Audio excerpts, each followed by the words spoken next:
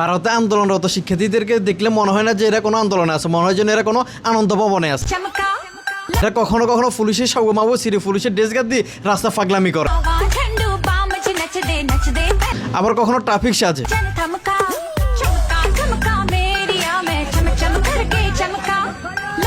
আবার কখনো কখনো রাস্তায় গড়াগড়ি করতে করতে সার্কাস খেলা দেখে। কি একটা অবস্থা ভাই। যখন শিক্ষার্থীদের উপরে পুলিশের জল কামান নিক্ষেপ করে তখন তারা পানি পানি গান লাগে নাচা শুরু করে। কি পুরো জোকিং ভাই। আবার সারাদিন পরিশ্রম করি, রাতে ক্লান্ত হই, রাস্তার মধ্যে মশাই টাঙ্গায় ঘর বাড়ি বানায়, ওইখানে শুয়ে শুয়ে রিল দেখে। কি একটা অবস্থা। আবার যখন রাতে পুলিশ ঘাড়ে নিয়ে হুইসেল বাজাইতে আসে তখন তার হুইসেলে আওয়াজের সাথে নাচতে শুরু করে।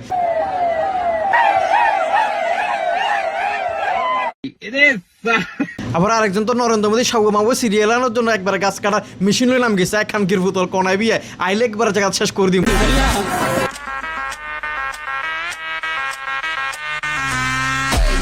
পাই রে ভাই, সেরা ভাই, এদের এগুলো দেখে এদের ফ্যান হয়ে গেলাম আমি ভাই।